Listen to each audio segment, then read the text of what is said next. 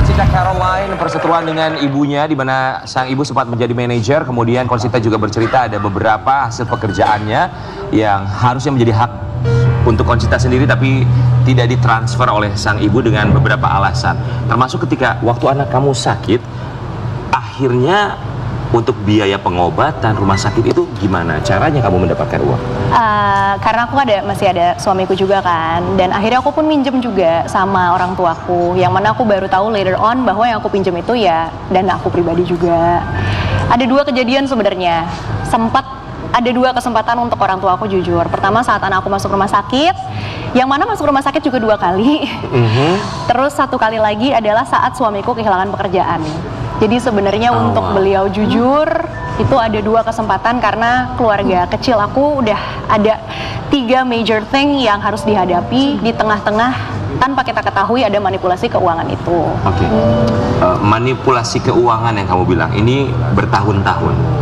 Kemudian selain minjam uang ke orang tua yang padahal sebenarnya adalah hak kamu sendiri, yang kamu lakukan sempat menjual barang nggak sih, Conchita? Karena kalau namanya buat anak ya pasti akan jadi prioritas utama. Pasti semua, mulai dari tas-tas yang mungkin ada harganya, mas kawin aku juga sekarang udah tinggal tersisa cincin kawin aja. Iya, mas kawin juga. Sama halnya sama suamiku juga. Padahal kerja dari usia 13 tahun. Iya, karena aku menikah nggak bawa uang sama sekali kan. Jadi aku nggak hitung aku kerja dari umur 13. Karena ya seperti yang aku bilang, dari umur 13 sampai 23 aku menikah, itu semua buat keluarga aku. Aku pastiin juga mereka punya tempat tinggal yang layak, punya pekerjaan, adik-adik aku untuk sekolahnya juga aman. Jadi aku pada saat aku menikah, aku nggak bawa apa-apa, dan memang it's okay, nggak apa-apa. Aku tahu tugas aku sebagai anak paling tua. Ya, aku mau nanya deh. Aku mau nanya. Ini kan sebenarnya perselisihan atau mungkin ketidaksalahpahaman cara lack communication lah ya, antara kamu sama ibu kamu sendiri. Karena bagaimanapun juga kan ini ibu kamu sendiri. Apakah pernah selama ini atau dalam masalah ini, sebelum kamu lontarkan kepada sosial media dan kamu bagikan konsumsi publik ini, kamu benar-benar berbicara 4 mata, hati ke hati kepada ibu sendiri, sama ibu sendiri? Jadi aku baru post di social media itu 3 minggu setelah aku tahu kejadian ketiga. Sudah hampir sebulan, jadi tidak langsung aku tahu aku post.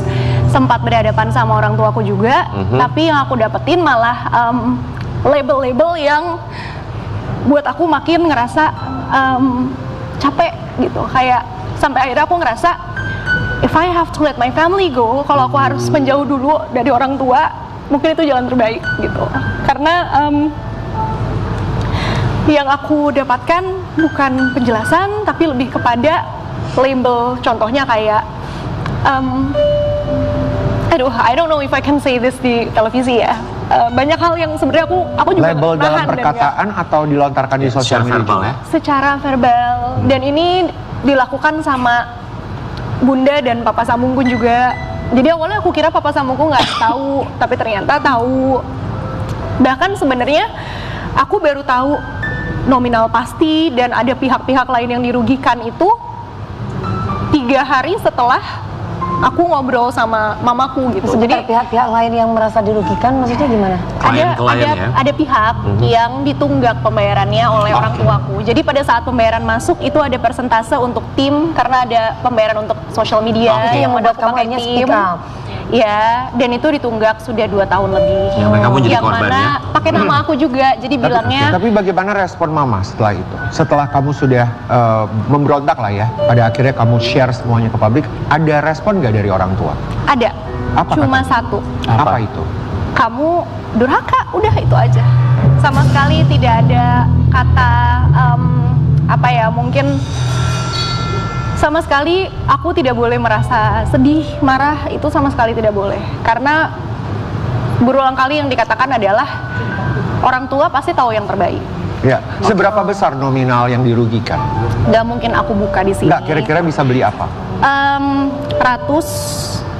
Mobil mewah mungkin, DP rumah mungkin, belum sama tunggakan yang dilakukan kepada Untuk tim, tim ya? aku, yang mana juga aku mesti cover. Tapi aku harus tekankan ya di sini, aku nggak minta ganti sama sekali Kak. Aku justru speak up bukan karena aku mau minta pertanggungjawaban ganti atau apa, enggak.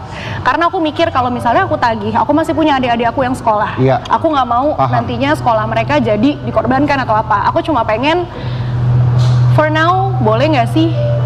Aku pun punya aku punya waktu untuk menghargai diri aku sendiri juga. Tapi Karena- have you ever think dalam satu momen sendiri gitu ya, dalam sebuah masalah yang besar ini, ada nggak terpisah kayak kamu mukul diri kamu sendiri dengan mengatakan, this is my mom, ini ibu aku nih. Kalau ada slide-nya, Oke, kita mau kasih lihat dulu Bu ya. Boleh kita kasih lihat dulu buat Sobat Ambiar. Ini ada Boleh. bukti percakapan kamu sama mama kamu ya. Ya. Oke, kita mau kasih lihat Sobat Ambiar juga bisa baca bersama-sama. Males bicara sama kamu, iya udah tahu kita salah. Silakan bilang aku penipu juga nggak apa-apa. Itu kata mama kamu ya? Iya. Oke, dibalaslah oleh Conchita. Tapi kalau berlebihan, Allah juga lihat ya, dan Allah nggak tidur. Allah bisa menilai juga yang menurut kalian benar, belum tentu Allah membenarkan. Orang benar tapi berlebihan pun belum tentu akan tetap benar di mata Allah. Emang kamu jahat kok, aku juga udah nggak ngarep disayang sama kamu. Conchita. Oke, ini masih ada. Ini dari siapa? Dari mama. Jadi ini untuk menjawab pertanyaan Kak Karen tadi ya. Iya. Kalau aku mempertanyakan, ini mamaku sendiri loh. Iya.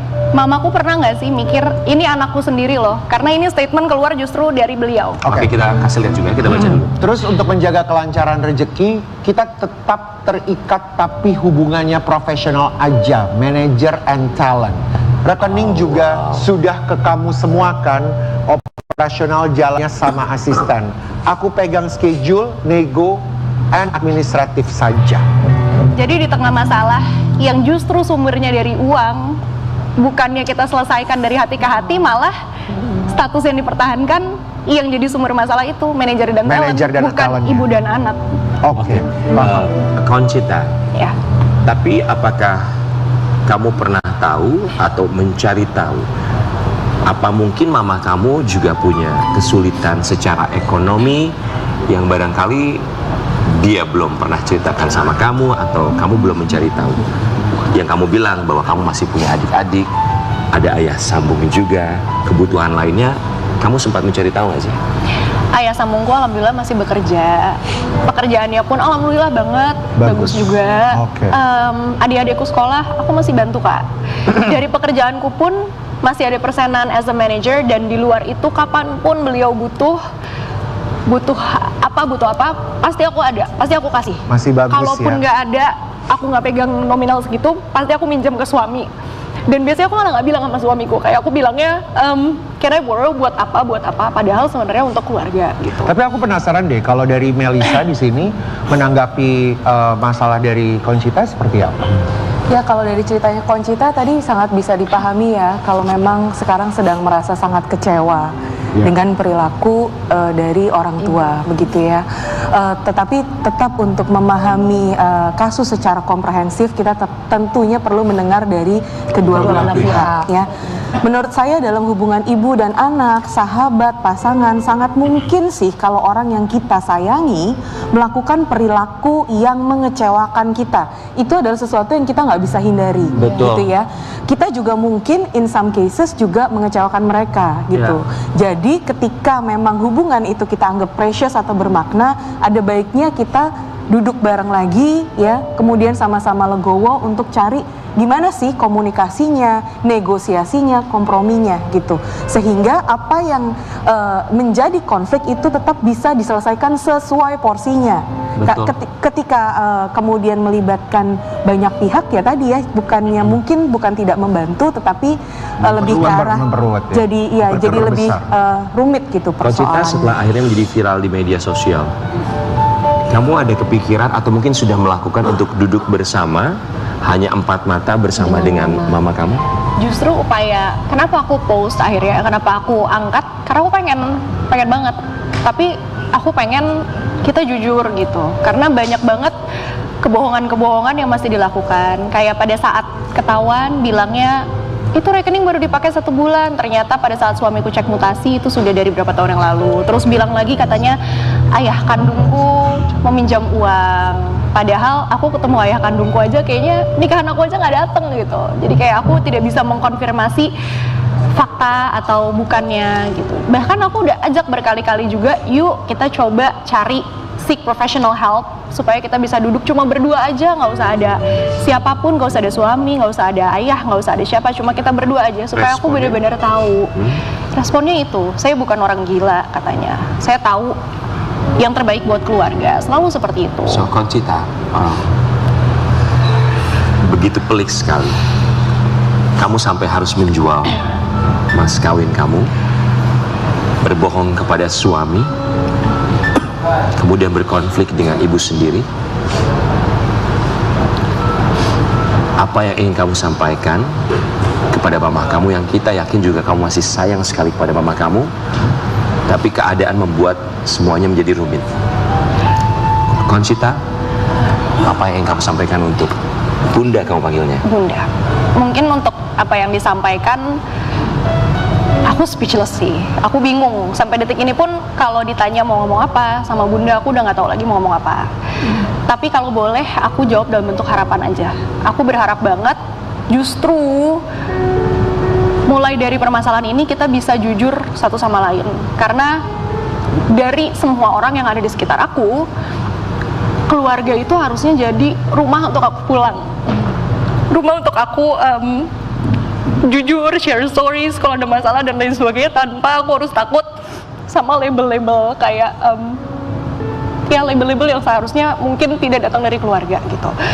Dan aku juga selama ini selalu melakukan hal yang sama. Aku selalu berekspektasi baik terhadap orang tua aku, nggak pernah ada kecurigaan, nggak pernah ada apapun.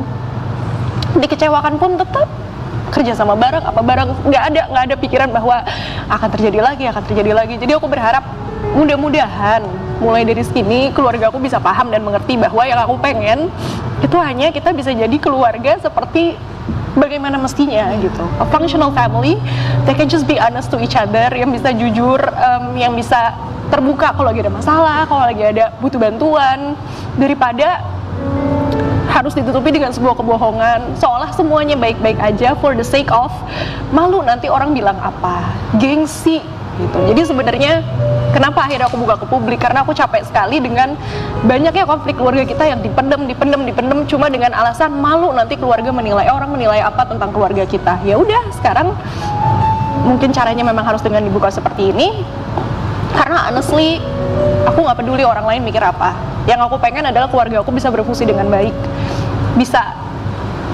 saling jujur satu sama lain, terbuka satu sama lain ya as a family gitu. Conchita, do you still love her? Of course. I mean, that's not even a question kan. Tapi jadinya deep down aku yang bertanya-tanya gitu. Does she still love me? Itu yang aku tanya. Kita akan kembali sesaat lagi, tetap